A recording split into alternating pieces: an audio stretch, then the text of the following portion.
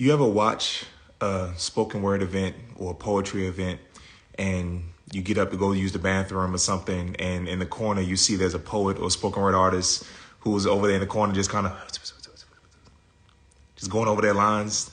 They're getting prepared for an opportunity, right? They're getting prepared for an opportunity. And there's two different ways as a spoken word artist that you can prepare for an opportunity right before you get ready to perform. What you see them doing is they're kind of just preparing for the memorization. They're getting their memorization down, making sure they have the words down. And that's really what they're doing. Now, there's some of us, we prepare by performing full out. Like we literally will perform the whole piece full out at full capacity, at our full voice. What's up, fam? What's going on, family? How y'all doing? And that's what we're here to talk about today real fast. Like, you know, first and foremost, Mr. B Rockstar, spoken word professional, expert, and CEO. But more importantly, I am the loving son and the drunk uncle at the cookout, aka the drunkle. I love drunkle, y'all. I'm sticking with it. Like, I'm sticking with drunkle forever. But as you know, we go live every single day, dropping performance science. This is for spoken word artists, poets, speakers, anybody struggling with social anxiety, anybody who's socially awkward.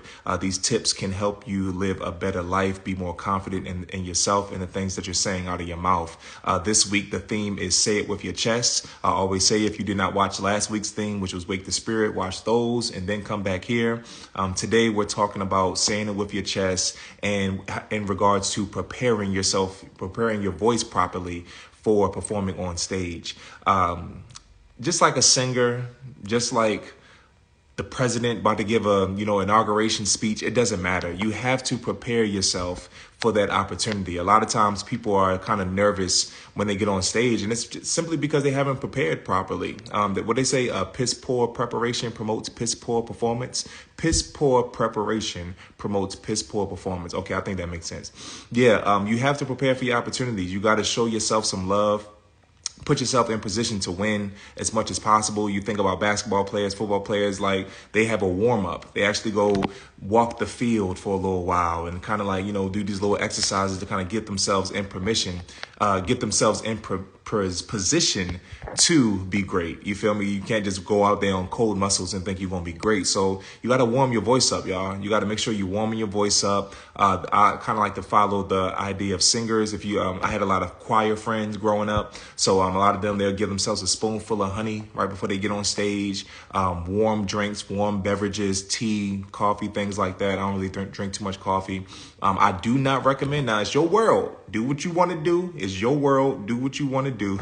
Cold muscles. Yeah, cold muscles. Them. There's like, how many muscles? There's a lot of muscles in your throat chakra. I don't know if y'all know that, but there's a lot of muscles in there. And if you don't warm them up, you'll go up there cracking and coughing and mucus all in your shit. Anyway, gotta warm up your musicians too. Gotta warm up your fingers first. Exactly. You have to put yourself in position to win, y'all. So like I said, do what you want to do. I don't recommend cold beverages right before you perform. I don't recommend drinking right before you perform. A lot of us drink, we smoke to take the edge off. But really what you got to do is kind of tap in a different way. Tapping spiritually to take the edge off. You do that by having a mantra. We'll probably get into mantras more once we kind of circle back to Wake the Spirit, but that's more of a Wake the Spirit thing. Having a mantra before you get on stage and perform, something you tell yourself to motivate you and inspire you to deliver and remind you why you're doing it in the first place. That's what a mantra does. And when we have that, we don't get worried about, cold beverages or needing to smoke. I remember one time, y'all, this quick story now I'm out. I had a feature in Tennessee about 2 years ago, and it was me and I ain't gonna say their names, but I was with some OGs, and they was blowing crazy loud. I mean, they was getting stupid. I mean, on the hour, every hour. I participated a few hours, but what had happened was at some point my body was like, nigga, no. So we was there for a weekend. So we had to perform, I want to say Saturday. So Friday, cool, boom, I'm locked in with y'all, boom, all day. But when Saturday came around, a few hours before the show, I had to miss some of those on the hours just so that I can be in position with my voice to perform. Now, a lot of people can do it. They can, Bob Marley, Snoop Dogg, you know what I'm saying? They can smoke while they performing, goddamn, you know what I'm saying? But not me, you know what I'm saying? I like to put my best foot forward, and my best foot requires me to be as sober as possible. So, that's it, man. That's my message today. Like I said, these are very short lives. We keep it short, keep it sweet. I'm dropping a gem every single day. You can go back and check all the gems we've dropped so far. It's been really, really exciting. But yeah, that's what I want to say to y'all. You know what I'm saying? Be prepared for your opportunities. Prepare for the opportunity. Don't just sit in your seat the whole time waiting to perform. And then when they call your name, that's when you get up and that's the first thing you say out of your mouth is your performance. Nah, like if you really, really do your due diligence, see who's before you. When you sign your name up on that open mic list, look at the names, the 2 names before you. That's what I used to do. Look at the person that was 2 names ahead of me. Now, this is in a situation if the host is actually going by the list. A lot of places they just be jumping around, but if they are true to the list and ask the host, are you true to the list? I'll literally watch the person performing. I'll watch to see who's performing like 2 people before me. That way I know when that person's name is called, I'll go to I'll go be as Aubrey. Hey, yo, that's my niece, y'all.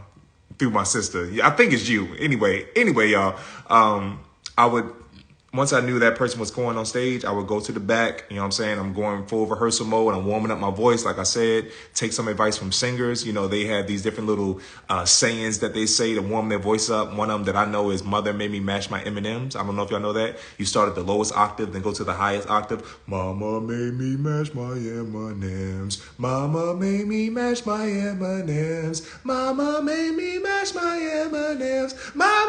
The 4th one gets a little weird, but y'all get the point. You get the point. Whatever you can do to warm your voice up effectively, I would go online on YouTube. There's actually a lot of voice lessons. Just take voice lessons just to get in the mode of getting your voice prepared as prepared as it can possibly be, you know? So, and that's all I want to say to y'all today. Usually I tie it to something in life, but that's pretty straightforward. Anything you're doing in life, you got to be prepared for it. Don't go in there with cold muscles. All right. I'm going to holler at y'all. See you.